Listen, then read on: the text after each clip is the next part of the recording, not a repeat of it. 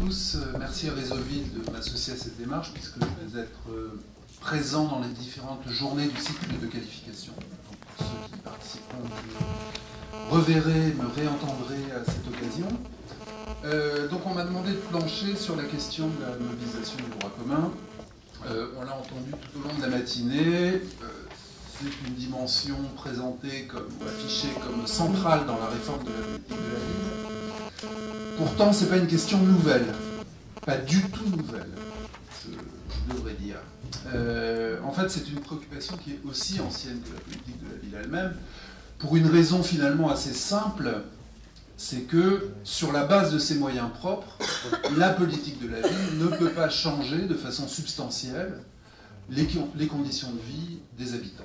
Donc, il y a une nécessité pour cette politique, si elle s'attache à réduire ou à corriger des inégalités, à mobiliser d'autres politiques publiques, à les amener à changer leur façon de faire en direction des habitants des quartiers. Parce qu'on sait bien que si on laisse faire les choses de façon spontanée, les différentes politiques publiques ont plutôt tendance à reproduire, voire à aggraver les inégalités territoriales. Alors pendant le temps qui m'est imparti, je vais m'attacher à vous proposer une sorte de mise en perspective de la problématique du droit commun dans la politique de la ville, en faisant retour sur certaines périodes charnières de l'histoire déjà bien longue de cette politique, et en m'efforçant, comme l'a annoncé Emmanuel Sommer, d'apporter des éléments de clarification sur ce qu'on entend par mobilisation du droit commun. Parce que derrière son apparente simplicité, ce mot d'ordre, en réalité, n'est pas évident à décrypter. Donc je vais essayer de vous livrer quelques clés de lecture ou d'interprétation de ce qu'on entend par la mobilisation du droit commun. Vous verrez également que la signification même de ce mot d'ordre n'a pas été la même selon les périodes de l'histoire de la politique de la ville. Derrière un même mot d'ordre de mobilisation du droit commun, il y a en fait différentes orientations qui ont été suivies ou différents types d'intentions. Alors, première remarque, le droit commun est aussi souvent invoqué dans cette politique qu'il est peu défini. Et à cet égard, ça rappelle d'autres notions, également très invoquées dans la politique de la ville et jamais définies. Je pense par exemple aux notions de mixité sociale ou à celle de cohésion urbaine. Bon. Je vous mets au défi de trouver des définitions de ces notions dans les textes officiels et en particulier des définitions positives. Parce que ce qui caractérise ces différentes notions que je viens d'indiquer, ça vaut également pour le droit commun, c'est que la définition qui en est donnée, s'il y a une définition, est toujours négative. Ce sont des notions que l'on définit par opposition à d'autres notions. Par exemple, la mixité, c'est l'envers de la ségrégation, de la concentration, toute une série de termes, d'antonymes. De la même façon, parler de cohésion, c'est pour signifier qu'on veut combattre des phénomènes de séparation, de délitement, de conflit, de fragmentation. Et alors, quand on parle du droit commun, eh bien, généralement, c'est pour signifier que le traitement des quartiers, le traitement de droit commun des quartiers, s'oppose à leur traitement particulier, spécifique, exceptionnel, dérogatoire, compensatoire, curatif. Une longue liste d'antonymes, qui n'est pas d'ailleurs exhaustive, mais qui indique qu'en fait, derrière l'horizon souhaitable de la mobilisation du droit commun, il y a l'idée de corriger un travers ou un effet provoqué par l'existence même de la politique de la ville, qui est d'institutionnaliser d'une certaine façon un mode de gestion à part de certains quartiers et des populations qui résident dans ces quartiers. Avec le risque qu'en développant des moyens, des procédures d'exception, on prive les habitants de ces quartiers à on les prive d'un accès égal à un certain nombre de biens publics dont on fait l'hypothèse que les habitants des autres territoires, eux, auraient accès de façon plus égalitaire. Alors, invoquer le droit commun, ça veut donc dire que les quartiers et leurs habitants doivent être régis par ce qu'on pourrait appeler la loi commune. Hein, si on revient à l'étymologie des termes, ça revient à dire ça, et du coup, on emprunte, la référence au droit commun emprunte de façon implicite à une notion anglo-saxonne qui est celle de la common law. La common law, ça veut dire que ça renvoie aux règles juridiques qui s'appliquent à des situations qui ne font pas l'objet de règles spéciales ou de règles particulières. Bon. Mais une fois qu'on a dit ça, on voit bien la difficulté à laquelle on se confronte, parce que qu'est-ce qu'il advient quand les situations sont elles-mêmes différentes? Est-ce que face à des situations différentes, on peut appliquer des règles uniformes, générales, valables pour tous? Bon. Alors répondre à cette question, en fait, ça renvoie finalement à la conception de l'égalité à laquelle on fait référence. Et sur ce plan-là, on peut distinguer deux conceptions de l'égalité qui ont servi de cadre de référence pour la politique de la ville tout au long de son histoire. Dans une première orientation, d'ailleurs pas forcément chronologique, dans une première orientation de la politique de la ville, l'égalité, c'est l'indifférenciation. Et là, on veut dire que chaque quartier, chaque habitant des quartiers doit pouvoir accéder aux mêmes biens publics que les autres habitants des quartiers, quelle que soit sa situation, quelles que soient ses particularités. Dans la politique de la ville, cette notion d'égalité par l'indifférenciation, elle a rencontré un succès certain, au moins rhétorique, à travers un slogan qui a fait florès, tant d'ailleurs dans les gouvernements de droite que de gauche. Le slogan, vous le connaissez, c'est « faire des quartiers comme les autres ». Faire des quartiers comme les autres. Slogan qu'il faut déconstruire, et en fait on se rend compte que derrière l'idée de faire des quartiers comme les autres, en réalité il y a deux types de stratégies, et ces deux types de stratégies ne sont pas forcément coordonnées l'une avec l'autre. Je vais m'en expliquer. Dans une première orientation, faire des quartiers comme les autres, ça peut vouloir dire essayer de banaliser ces quartiers, à la fois sous l'angle de leur composition sociale et, en France, implicitement sous l'angle de leur composition ethnique. Et ça peut vouloir dire également les banaliser en changeant leur forme urbaine et en changeant leur image. Bon, ça c'est la première déclinaison possible de l'objectif de faire des quartiers comme les autres. Il y en a une seconde qui consiste à dire faire des quartiers comme les autres, c'est les mettre à niveau en termes d'offres, de services et d'équipements pour les remettre dans une moyenne, dans une logique d'égalisation des territoires.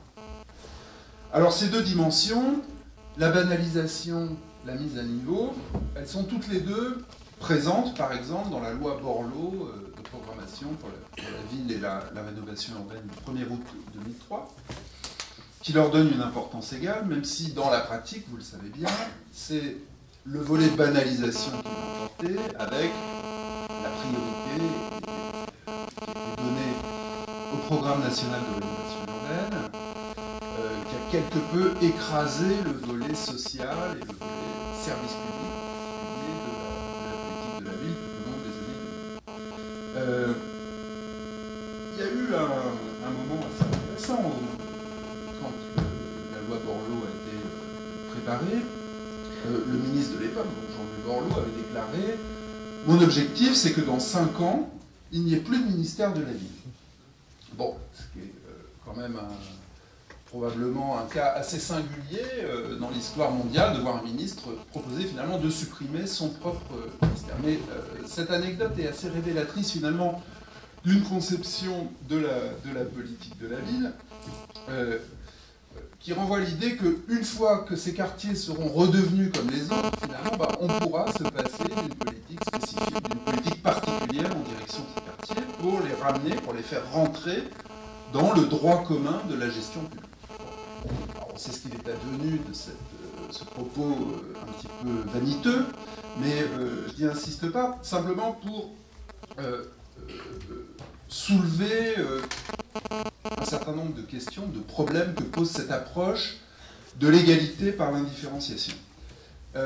D'abord, premier problème, c'est le caractère insaisissable de la norme à laquelle on fait référence quand on dit qu'on va en faire des quartiers normaux.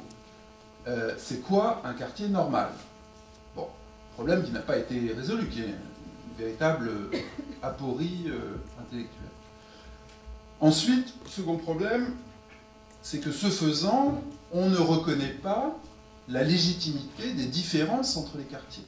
Or, il y a des différences qui sont perceptibles dans le fait que dans toutes les villes du monde, il y a des quartiers populaires et il y a des quartiers à dominante ethnique, ou à dominante minoritaire, on pourrait dire.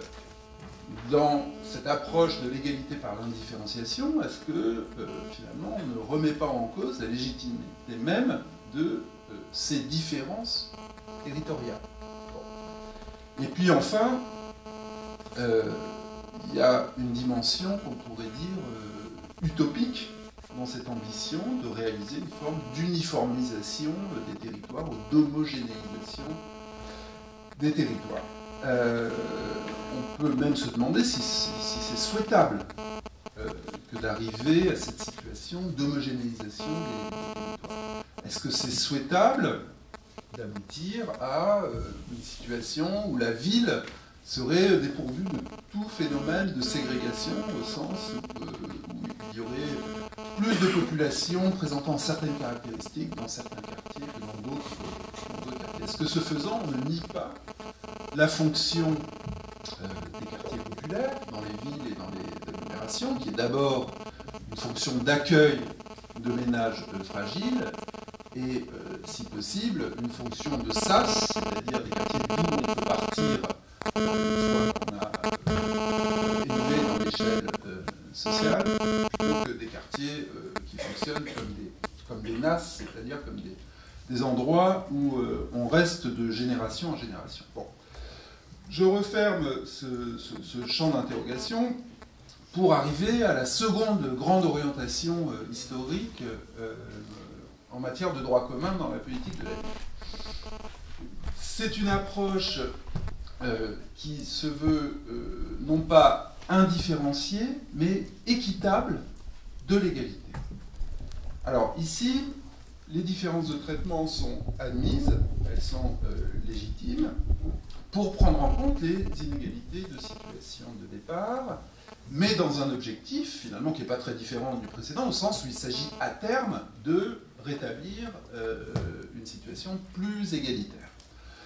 Alors, on reconnaît aisément dans cette approche le principe de la discrimination positive. Mais les effets pervers de cette approche ont été rapidement soulignés, dénoncés, en particulier au moment où a été mis en place, au milieu des années 90, ce qu'on avait appelé à l'époque, ce que le gouvernement Juppé à l'époque appelait le pacte de relance pour la ville, donc qui reposait sur un principe de zonage, plus un quartier présente un cumul de handicaps et de difficultés, et plus il est justiciable d'un effort prioritaire. Bon, une logique qui a donné lieu donc, au découpage des zones urbaines sensibles, zones de redynamisation urbaine, zones franches urbaines, qui a fait l'objet de plusieurs critiques fortes, pour dire d'une part, est-ce qu'on ne risque pas, ce faisant, d'instituer de façon permanente un principe de dérogation, et ce faisant d'éloigner la perspective d'un retour à l'égalité, critique qui n'est pas sans fondement, si on en juge par la durée de vie de la géographie dite prioritaire. Deuxième critique, c'est l'idée que quand on dessine des zones à la rue près, eh bien on crée du ressentiment chez ceux qui n'ont pas droit aux mêmes avantages que ceux qui vivent dans la rue d'à côté. Bon, une critique bien connue. Et en troisième lieu, le fait que la discrimination positive territoriale ainsi conçue est une forme de réparation très localisée ou de compensation très localisée de handicap, mais que, du coup, elle ne permet pas d'agir en amont sur les processus plus structurants qui créent ces situations d'exclusion, de marginalité urbaine. Bon, un problème d'échelle, si on veut. Alors, c'est en réaction contre la conception de la discrimination positive telle qu'elle était véhiculée par le pacte de relance pour la ville de 1996 que le gouvernement Jospin, quand il arrive aux affaires en 1997, propose une autre approche qui conserve l'idée d'égalité par l'équité, l'idée d'une approche équitable de l'égalité, mais qui va mettre en avant une autre notion qui est celle de territorialisation des politiques publiques. Ce n'est pas une idée absolument nouvelle dans le contexte de l'époque, mais qui va être au cœur de ce qui était à la fin des années 90, déjà la réforme de la politique de la ville. Et à cet égard, je note que beaucoup de choses qui sont proposées aujourd'hui dans la réforme faite par le ministère Lamy font très directement écho, pour ne pas dire répètent d'une certaine façon ce qui s'était produit à la fin des années 90. En particulier, l'idée de faire plus pour les quartiers qui ont moins, hein, le principe de discrimination positive, même s'il n'est plus présenté comme de la discrimination positive à cause de la charge un peu sulfureuse de cette notion, montre bien qu'on reste dans une approche différenciée finalement des politiques publiques. Mais là où il y a une différence importante par rapport à l'approche très rigide de la discrimination positive territoriale mise en œuvre avec le principe du zonage, c'est qu'on s'efforce aujourd'hui, comme d'ailleurs à la fin des années 90, d'introduire un principe de flexibilité dans le mode d'allocation des ressources publiques. La politique de la ville ne doit plus être corsetée dans une géographie prioritaire rigide, elle doit articuler des échelles d'intervention pour sortir justement du registre curatif, réparateur, hyper-localisé dont je parlais tout à l'heure. Cette politique de la ville est censée penser la mobilité des individus et pas seulement leur apporter sur place l'ensemble des services dont ils ont besoin. Et puis enfin, il est question d'ajuster les politiques de droit commun pour tenir compte des besoins spécifiques des quartiers et de certains groupes d'habitants, au lieu de leur appliquer un traitement parfaitement uniforme. Donc on reconnaît bien là l'idée d'approche équitable de l'action publique. Et dans cette approche, la légitimité même de la politique de la ville n'est pas remise en cause. Dans l'approche par la territorialisation des politiques publiques, on continue de penser qu'il y a besoin d'une politique spécifique pour mobiliser les politiques de droit commun. Alors, il y a bien eu par le passé la tentation, finalement, de faire disparaître la politique de la ville, non pas par la mixité sociale comme dans l'épisode Borloo, mais par la mobilisation des politiques de droit commun, puisque on a entendu parfois dire que si les institutions de droit commun faisaient correctement leur boulot, il n'y aurait plus besoin de politique de la ville. Et d'ailleurs, il y a eu un moment, pour ceux qui bossaient dans ce secteur à cette époque s'en souviennent peut-être, entre juin 1997 et février 1998, il n'y a pas eu de ministère de la ville. Martine Aubry s'était prononcée de façon très explicite pour dire il y en a marre de ces politiques exceptionnelles, dérogatoires, qui stigmatisent, etc. Et puis finalement, on est revenu à la création d'un ministère de la ville à partir du constat assez pragmatique que j'indiquais en préambule de mon propos, c'est-à-dire que de façon spontanée, si on laisse les choses se faire, les politiques dites structurantes ou les politiques de droit commun n'adoptent pas un principe d'équité envers les habitants, envers les quartiers populaires, et que donc il faut bien une politique spécifique qui va être chargée d'aiguillonner ces politiques de droit commun pour les amener à faire à la fois plus et différemment en direction de ces quartiers. Alors, c'est donc cette conception de la mobilisation du droit commun, qui était celle du gouvernement socialiste de la fin des années exercice et que le ministère Lamy a d'une certaine façon réactualisé autour de deux principes centraux. J'ai relevé dans l'article 1er de la nouvelle loi sur la loi de programmation pour la ville et la cohésion urbaine l'affichage d'un principe de subsidiarité. Ça, c'est important dans la relation entre politique de la ville et politique de droit commun. Donc, je cite l'article 1er. La politique de la ville a vocation à mobiliser et adapter en premier lieu les actions relevant des politiques de droit commun et, lorsque la nature des difficultés le nécessite, met en œuvre les instruments qui lui sont propres. Donc, vous voyez bien la hiérarchie qui est posée, c'est d'abord le droit commun et la politique de la ville qui intervient ensuite si le droit commun échoue dans l'ambition de donner un accès égalitaire à un certain nombre de Le deuxième principe qui, à mon sens, anime la réforme, pas seulement à mon sens, hein, c'est bien le principe de territorialisation de l'action publique que j'évoquais tout à l'heure. Territorialisation, on le retrouve dans l'idée d'une articulation entre les quartiers dits réglementaires, ça a été évoqué tout à l'heure, c'est-à-dire ceux de la géographie prioritaire de l'État, et les quartiers dits vécus, qui peuvent aller au-delà du périmètre de cette géographie. Et ce principe de territorialisation, c'est-à-dire d'articulation des échelles, eh ben, doit se refléter dans la gouvernance de la politique de la ville, puisque le pilotage de la politique de la ville est désormais censé se situer à la bonne échelle, qui est celle des intercommunalités. Alors, bon, tout ça n'est pas absolument nouveau, hein, ces mêmes principes, d'une certaine façon, étaient affichés à la fin des années 90. Par contre, s'il y a un élément nouveau dans la période actuelle, il me semble que c'est dans une tentative de définition officielle de ce qu'est le droit commun.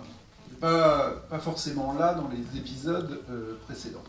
Alors, on trouve cette définition dans un guide qui a été publié par le GCIV il y a quelques mois, intitulé « La nouvelle étape de la politique de la ville, les réponses à vos questions ». Alors, vous allez voir, je vais vous lire la définition, vous allez voir qu'elle ne déroge pas à la règle qui veut que le droit commun se définisse de façon négative, c'est-à-dire par opposition à.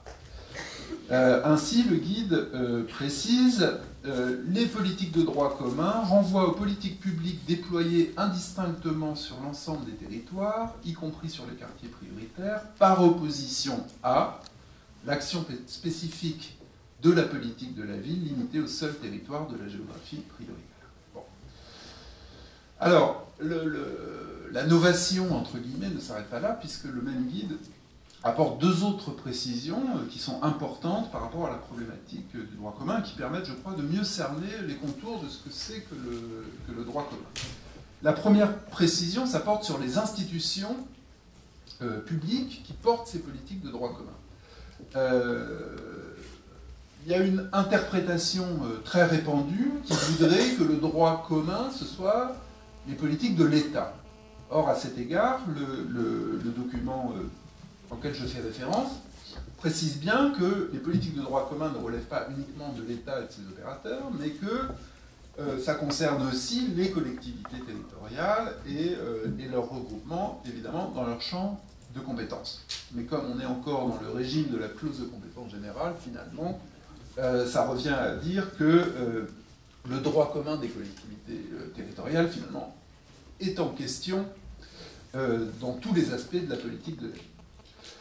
L'autre précision qui a été apportée par le guide méthodologique, ça lève un autre malentendu récurrent quand on parle du droit commun, c'est de considérer que le droit commun finalement se réduit à une approche budgétaire, une approche comptable, qui par parenthèse, la Cour des comptes par exemple, dans ses différents rapports, a souligné à chaque fois l'incapacité dans laquelle, tant pour les politiques de l'État que pour celles des collectivités territoriales, on était à mesurer l'importance de la mobilisation des crédits de droit commun en faveur de ces quartiers. Mais le guide dont je parle souligne, quant à lui, que la mobilisation des politiques de droit commun, je cite, passe également par l'adaptation qualitative de leur mode d'intervention aux spécificités des quartiers prioritaires. Et plusieurs exemples sont cités, parmi lesquels les mesures visant à faciliter l'accès aux services publics, l'innovation pédagogique dans les établissements scolaires, l'intervention adaptée des forces de police dans les quartiers, l'attribution des logements sociaux, l'organisation territorialisée de l'action judiciaire, etc. Vous voyez, une notion d'adaptation qualitative. Donc, quand on parle du droit commun, il faut toujours avoir à l'esprit qu'il y a ces deux dimensions, que sont d'un côté le renforcement quantitatif des moyens, et de l'autre côté une dimension qualitative qu'on pourrait appeler l'adaptation des politiques de droit commun. On pourrait d'ailleurs, et on le fera lors des différentes journées de ce cycle de qualification, ajouter une troisième dimension, qui est celle de la coordination des interventions et la coordination des acteurs des politiques de droit commun. Leur coordination à différentes échelles, parce que sans cette coordination, en fait, il n'y a pas de mobilisation possible. Il faut bien un cadre de gouvernance pour que s'opère la mobilisation du droit commun. Voilà, donc c'est autour de ces trois dimensions du droit commun qu'on va vous inviter à travailler au fil de ces journées, dès cet après-midi. Et s'il me reste, un quart d'heure, je vais m'attacher à apporter quelques précisions sur ces trois volets que sont le renforcement des moyens, l'adaptation de l'offre de droit commun et la coordination des interventions. Je vais apporter des précisions, mais plus sous forme de questions que de réponses, vous allez le voir, puisqu'il me semble que l'un des enjeux du travail que vous allez être amené à faire à la fois dans le cadre de ce cycle, mais plus largement et de façon plus importante dans l'élaboration des futurs contrats de ville, devrait en principe vous amener à répondre ou à vous poser toute une série de questions que je vais ici seulement esquisser, sachant qu'elles ne sont pas exhaustives. Alors je commence par le renforcement la question du renforcement des moyens de droit commun. Bon, alors évidemment, j'ai déjà évoqué, ça renvoie tout d'abord au problème classique du rapport entre crédit spécifique et crédit de droit commun. Il y a plusieurs questions qui ont été posées sur cet aspect tout à l'heure. Sur ce point, le constat est relativement connu, plusieurs rapports l'ont établi, pour autant d'ailleurs que l'on puisse observer les phénomènes en question. C'est que l'articulation entre crédit spécifique et crédit de droit commun s'est plutôt opérée jusqu'à présent sur le mode de la substitution des seconds par les premiers. Donc ça, c'est un premier champ de réflexion et de questionnement. Comment les crédits spécifiques peuvent-ils faire levier sur les crédits de droit commun? Au-delà d'une approche strictement comptable, il y a tout un autre champ d'interrogation qui s'ouvre pour vous. Si on parle de renforcer les moyens de droit commun, c'est aussi de regarder les choses sous l'angle de la mobilisation des ressources humaines et des moyens matériels dans les quartiers, qui ont une traduction financière, mais on peut approcher la question de façon un peu différente, en s'interrogeant par exemple sur le nombre d'agents en poste dans ces quartiers, en essayant de regarder les ratios entre le nombre d'agents par rapport au nombre d'usagers. On peut s'intéresser à l'ancienneté des agents, au niveau de leur salaire, à toute une série de choses qui supposent de définir des indicateurs et des critères pour regarder s'il y a ou pas mobilisation du droit commun. Et puis si on veut aller dans une logique d'équité, plutôt que de stricte égalité territoriale, eh bien, il faudrait en bonne logique mettre en regard cette mobilisation des ressources humaines et matérielles dans les quartiers, mettre ça en regard de la concentration des difficultés dans ces quartiers. Pour le dire autrement, est-ce qu'on doit considérer qu'il faut un nombre égal par habitant d'enseignants, de policiers, d'éducateurs, etc. Ou est-ce qu'on doit considérer qu'il en faut davantage dans ces quartiers, compte tenu de la concentration des difficultés sociales? On peut appliquer le même raisonnement à la question des équipements. Est-ce que le nombre de crèches, d'écoles, d'équipements, de loisirs, etc., est-ce qu'il faut raisonner de façon strictement égalitaire pour déterminer quelle doit être la norme d'équipement des quartiers? Ou est-ce qu'on doit prendre en considération, si on prend le cas des crèches, le fait qu'il y ait une population plus jeune et donc plus d'enfants dans ce type de quartier, ou si on prend le cas, par exemple, de la desserte en transport en commun, est-ce qu'on doit regarder le taux de motorisation des habitants? Bon, on sait qu'il est nettement plus faible dans ce type de quartier.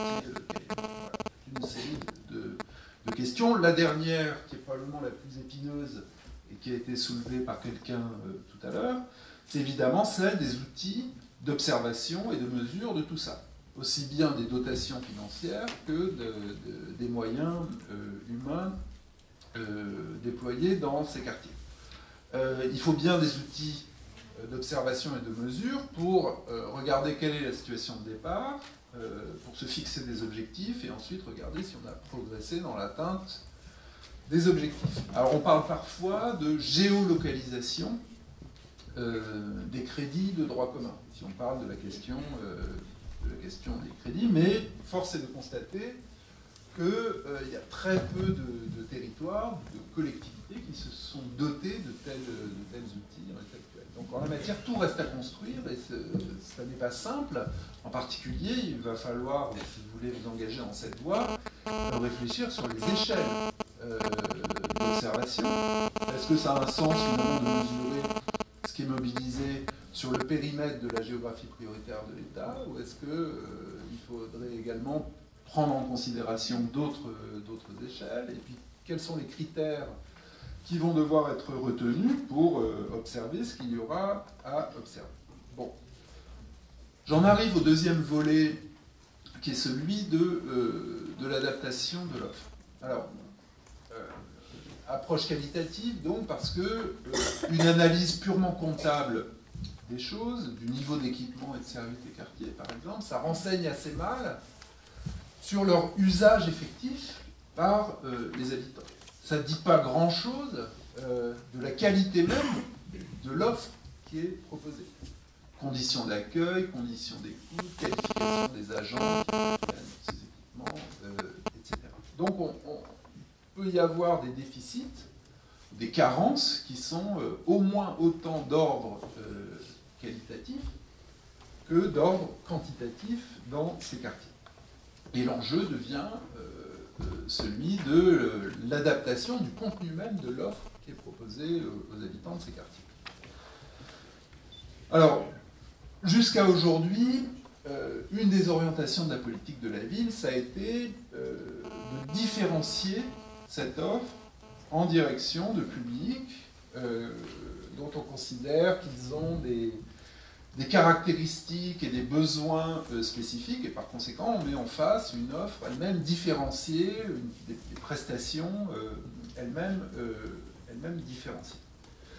Derrière ça, il y a un certain nombre d'hypothèses qui mériteraient quand même d'être discutées sur qu'on aurait affaire à des populations qui présenteraient un caractère d'inadaptation, on pourrait dire, ou de distance sociale, culturelle à des normes, et que pour ces populations, il faut trouver des solutions, proposer une offre qui prenne en compte ces particularités. Mais vous voyez bien l'écueil où on peut arriver avec ce type d'approche, c'est de risquer d'éloigner les habitants de ces quartiers d'un accès à des prestations de droit commun et du coup de rendre caduc le principe d'universalité du service public. D'où cette question, jusqu'où aller dans la différenciation de l'offre au nom d'une approche équitable de la mobilisation du droit commun. Il y a une autre question qui n'est pas sans rapport avec la première, c'est que jusqu'à présent, la politique de la ville a proposé d'aller le plus loin possible dans une logique de proximité avec les habitants. Et là, l'écueil est bien connu, c'est est-ce que ce faisant on ne risque pas de les assigner à résidence? Est-ce que c'est finalement si équitable que cela de mettre à disposition, dans les quartiers, à disposition des habitants, l'ensemble des services dont ils ont besoin? Est-ce qu'il ne faudrait pas privilégier, au moins pour l'accès à certaines prestations, une autre notion qui est celle d'accessibilité ou de mobilité des habitants vers des ressources qui sont extérieures à leur quartier? Si on raisonne mobilisation du droit commun, je crois que c'est une question tout à fait essentielle à se poser. Mais si on raisonne en termes de mobilité et d'accessibilité, alors là, il y a à nouveau un autre champ de questions qui s'ouvre, qui est celui de savoir si les habitants des quartiers populaires ont un accès effectif à des biens qui se situent en dehors de leur quartier. Est-ce qu'ils ne sont pas exposés à des discriminations plus ou moins subtiles, à des phénomènes de tri, d'éviction, etc., qui font qu'en pratique, on se rend compte qu'ils n'ont pas effectivement accès à l'offre de droit commun, celle qui existe dans les autres quartiers. Et puis en dernier lieu, excusez-moi, il y a encore une autre orientation qui a été suivie par la politique de la ville, en termes d'adaptation de l'offre de droit commun, c'est celle qui consiste à s'en remettre à des dispositifs dits de médiation ou au tissu associatif lui-même, finalement, pour innover, pour proposer des actions différentes, adaptées aux caractéristiques de ces populations. Mais là, vous voyez bien les questions que cela soulève. Est-ce que, par cette méthode, on ne risque pas d'éloigner les habitants des institutions? Est-ce que ces dispositifs de médiation, ces associations ne font pas écran, d'une certaine façon, entre les populations et les institutions de droit commun? Ou pour le dire autrement, est-ce qu'on ne risque pas, avec ce type de démarche, finalement, d'aboutir à consolider une forme de service public à deux vitesses, où dans les quartiers, il y aurait un type de service collectif, je vais conclure 5 minutes, mais j'y suis presque, rassurez-vous, de consolider une forme de service public à deux vitesses.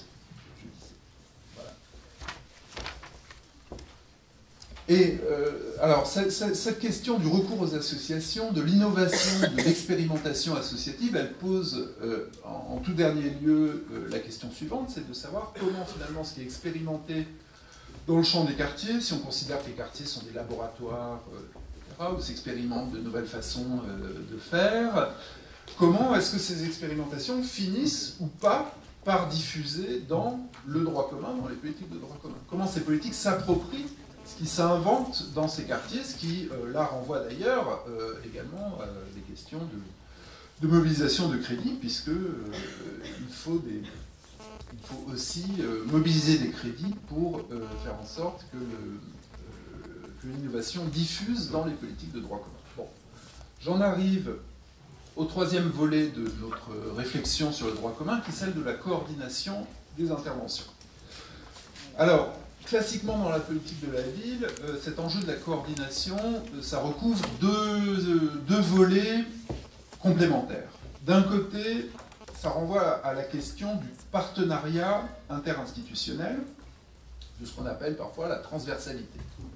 Et puis, ça renvoie aussi à la question de l'articulation entre les différents volets de cette politique, que sont l'urbain, le social, l'économique. Ce qu'on appelle plus couramment la globalité.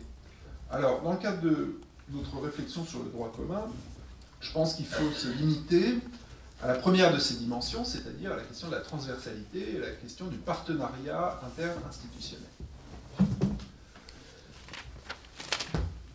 Cette question se pose avec une acuité certaine dans le contexte de la décentralisation. Pourquoi? Parce que je l'ai indiqué tout à l'heure, on est encore sous le régime de la clause de compétence générale des collectivités, et dans ce cadre-là, finalement, aucune institution publique ne peut considérer qu'elle détient seule les clés d'un problème social aussi localisé soit-il.